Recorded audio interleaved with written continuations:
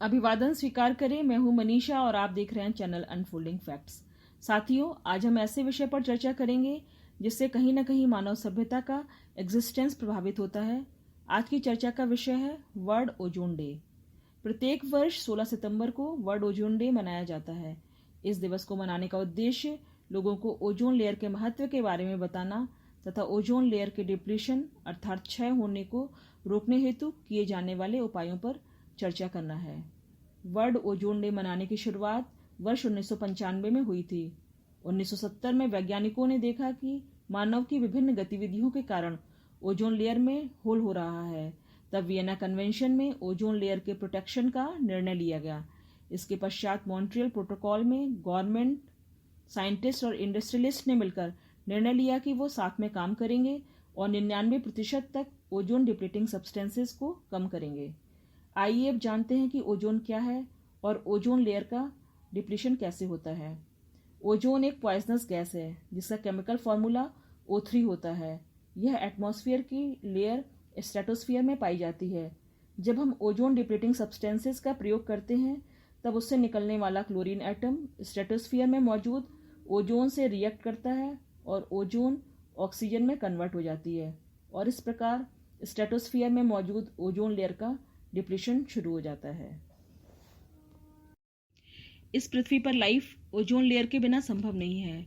यह एक गैस की लेयर अपर एटमॉस्फेयर में बनाती है जो कि एक फिल्टर की तरह कार्य करती है। यह सन से आने वाले खतरनाक रेडिएशन को एब्जॉर्ब करके एक शील्ड या कवच प्रदान करती है। यूवी रेस से बहुत प्रकार की स्किन डिजीजेज होने का खतरा रहता है। स्किन कैंसर या कैटरेक्ट या आंखों में एलर्जी भी हो सकती है। ओजोन लेयर के डिप्लीशन से पेड़ पौधे, फसलें और यहाँ तक कि पूरा इकोसिस्टम डैमेज हो जाता है। ओजोन लेयर लगभग 97 से 99% तक सन से निकलने वाले यूवी रेडिएशन को एब्जॉर्ब कर लेती है। अगर ओजोन लेयर पतली हो जाती है या उसमें छेद हो जाता है तो हम सभी उन खतरनाक अल्ट्रावायलेट रेडिएशन के लिए एक्सपोज हो जाते हैं। Ozone depleting substances ODS, CFC और SCFC जो कि फ्रिज और AC में यूज़ होते हैं, SCFC और हेलॉन्स फायर एक्सटिंग्विशर्स में यूज़ होते हैं, CFC और SCFC एरोसोल प्रोपेलेंट में इस्तेमाल होते हैं और शेविंग क्रीम में इस्तेमाल होते हैं। प्रश्न यह है कि जब CFC को मॉन्ट्रियल प्रोटोकॉल के अंतर्गत वर्ष 1987 में बैन कर दिया गया था तो फिर यह क्यों यूज़ होती है? हम इनको इसलिए यूज़ करते हैं क्योंकि हमारे पास इसका कोई विकल्प अवेलेबल नहीं है। यहीं पर बात सस्टेनेबल डेवलपमेंट की आती है। मनुष्य अपनी लाइफ को कंफर्टेबल बनाने के लिए एनवायरमेंटल हेल्थ को कहाँ तक कंप्रोमाइज़ कर सकता है, ये हमारे विजन पर निर्भर करता है। ओजोन डिप्लीटिंग पोटेंशियल यह एक मेजर या पैमाना होता है जिससे यह पता लगाया जाता है कि कौन सा केमिकल CFC11 की तुलना में ओजोन लेयर को कितना डिप्लीट करेगी। CFC11 को बेस फिगर 1 पर रखा जाता है। उदाहरण के लिए ब्रोमो ट्राईफ्लोरोमीथेन का ओजोन डिप्लीटिंग पोटेंशियल 10 होता है, अर्थात ब्रोमो ट्राईफ्लोरोमीथेन ओजोन लेयर को 10 गुना अधिक दर से डिप्लीट करती है CFC11 की तुलना में, जबकि CO2 जो कि नेचुरल ग्रीन हाउस गैस है उसका ओजोन डिप्लीटिंग पोटेंशियल 0 होता है।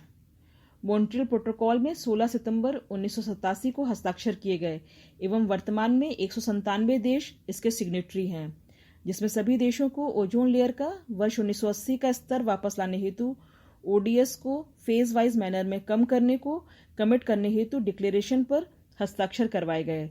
इसमें ODS के प्रोडक्शन, कंजम्पशन और एमिशन को कम करने पर जोर दिया गया। अभी हाल ही में हुए एक असेसमेंट के अनुसार वर्ष 2000 से ओजोन लेयर में 1 से 3% पर डिकेड के हिसाब से रिकवरी हो रही है। यदि इसको आगे प्रोजेक्ट किया जाए तो नदर्न हेमिस्फीयर और मिड लैटिट्यूड में ओजोन लेयर वर्ष 2030 तक काफ़ी हद तक रिपेयर हो जाएगी, जबकि सदर्न हेमिस्फीयर वर्ष 2050 तक रिपेयर होगा और पोलर रीजन वर्ष 2060 तक 1980 के स्तर पर आ जाएगा। और अंत में, let us take an oath to protect the ozone layer and save life on earth this world ozone day. तो साथियों, ये थी हमारी आज की वर्ल्ड ओजोन डे पर प्रस्तुति। यदि आपको हमारी वीडियो पसंद आए तो वीडियो को लाइक करें और चैनल को सब्सक्राइब करें। धन्यवाद।